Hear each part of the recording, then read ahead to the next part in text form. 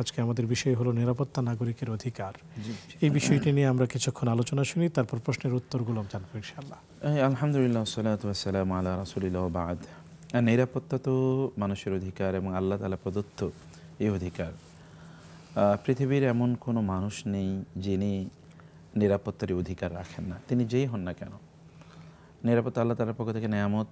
রাসূলুল্লাহ সাল্লাল্লাহু আলাইহি ওয়াসাল্লাম কিয়ামত বিদায় হজের ভাষণে তিনি সবচেয়ে গুরুত্বপূর্ণ যে তিনটি বিষয় বলেছেন, তোর মধ্যে মানুষের নিরাপত্তার বিষয়টি সবচেয়ে বেশি গুরুত্বপূর্ণ।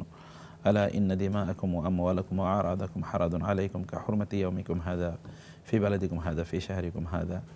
মানে মানুষের জীবন, তার সম্পদ, তার সম্মান, তার রক্ত, এগুলো তো অন্য মুসলিমদের জন্য এটা হারাম, নিরাপদ। অতএব তাকে নিরাপত্তা প্রদান করতে হবে। রাসূলুল্লাহ সাল্লাল্লাহু আলাইহি ওয়াসাল্লাম বলেছেন, এমনকি কোনো মুসলিম অন্য কোনো মুসলিমদের এলাকায় অস্ত্র নিয়ে যেন, অস্ত্র উঁচিয়ে যেন না যায়, কারণ এটা তার মধ্যে তার ওয়ে অর্থাৎ তার তাওরিয়া তার মধ্যে তৈরি করবে। এমনকি তিনি বলেছেন, কেউ যেন কারো কোনো জিনিস লুকিয়ে না রাখে, তাকে একটু ভয় দেখানোর জন্য, এটাও হারাম করে দিয়েছেন। আমরা কোনো একটা জিনিস, যেমন কোথাও গেলাম বন্ধুবান্ধব একসাথে, একজনের জুতাটা লুকিয়ে রাখলো, একটু তিনি ভয় পাবেন জুতাটা হারিয়ে গেছেন, এই আতঙ্ক দেয় একজন মুসলমানের জন্য হারাম। রাসূলুল্লাহ সাল্লাল্লাহু আলাইহি ওয়াসাল্লাম বায়তুল্লাহর চারপাশে তাওয়াফ করতে গিয়ে তিনি বলেছেন, ওয়াল্লাহি, হে কাবা, আল্লাহর শপথ করে বলছি যে একজন মুমিনের হুরমত তোমার হুরমতের চেয়ে আল্লাহর কাছে অনেক অনেক বেশি। আল্লাহ। সেই জায়গায় নিরাপত্তাটা কত গুরুত্বপূর্ণ একটা জায়গা, একটা ইস্যু।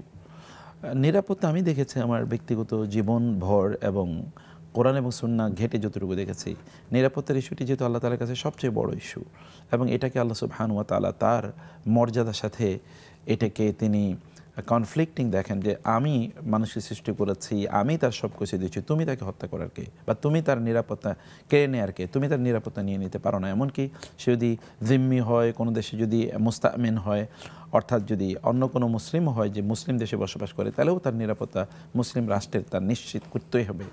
এই নিরাপত্তা নিশ্চিত করার ক্ষেত্রে যদি কেউ কোনোভাবে ব্যর্থ হয়, তাহলে তিনি তার মৌলিক দায়িত্বটা তিনি পালন করলেন না। আর যিনি অন্যের নিরাপত্তা নষ্ট করেন, তার নিরাপত্তা আল্লাহ তাআলা তুলে নেন, তার আর কোনো নিরাপত্তা থাকে না। অতএব নিরাপত্তা তো অন্যকে দিতে হবে, এটা তো রেসিপ্রোকাল। আমি যদি কাউকে নিরাপত্তা না দিই, তাহলে আমার আর নিরাপত্তা থাকবে না।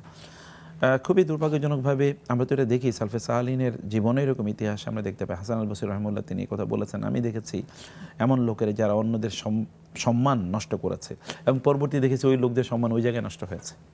অতএব কেউ যদি আমার নিরাপত্তা নষ্ট করে, যেই জায়গায় নষ্ট করেছে, ক্ষতি করেছে, ওই জায়গায় আল্লাহ তাআলা তার নিরাপত্তা নষ্ট করে দেবেন। আল্লাহ সুবহানাহু ওয়া তাআলা তো আছেন। অতএব প্রত্যেক ক্ষমতাশীলের উপরে অনেক বড় ক্ষমতাশীল আছে, আল্লাহ শক্তির উপর অনেক বড় শক্তি আছে। আমরা মানুষের নিরাপত্তা প্রদান করা, এটি আমাদের নিরাপত্তা পাওয়ার মৌলিক অধিকার আছে, আর তার জন্য তো আমরা পেও করি, তাই না? যদি কোনো রাষ্ট্রের নাগরিকের কথা বলেন, তারা রাষ্ট্র কিন্তু নিরাপত্তার জন্য পে করে। যদি তৎকালীন সময় আমরা যদি ট্যাক্সের কথা বলতাম, মানে সে ট্যাক্স কেন দেওয়া হতো অন্যদের জন্য, অমুসলিমদের কাছ থেকে মিলিটারি ট্যাক্স কেন নেওয়া হতো, জিজিয়া যেটা বলছি, সেটা তো নিরাপত্তা ট্যাক্স, নিরাপত্তা ট্যাক্স। অথবা আমরা যেটা দিচ্ছি, আমরা অমুসলিমদের কথা বলছি, আমরা যেটা দিচ্ছি এটা তো নিরাপত্তার উপরে অনেক নিরাপত্তা। এমনি দায়িত্ব হচ্ছে আমাদেরকে নিরাপত্তা প্রদান করা। এরপরে আমরা তাদেরকে আবার বিভিন্ন ধরনের ফাইন্যান্সিয়াল প্যাকেজ প্রদান করে আমাদেরকে নিরাপত্তা প্রদানের জন্যে। তাহলে কেউ যদি আমাদের নিরাপত্তা দায়িত্বে থেকে নিরাপত্তা প্রদান না করেন, তাহলে তো তিনি দুটো অপরাধ করছেন। একটা অপরাধ হচ্ছে তিনি দায়িত্বশীল, অথবা তিনি দায়িত্ব পালন করলেন না। 2 নম্বর বিষয়, তার জন্য তিনি he is paid or she is paid, কিন্তু তার জন্য তিনি আমাদেরকে দায়িত্ব পালন করছেন না, সেটা তো ডাবল প্রবলেম।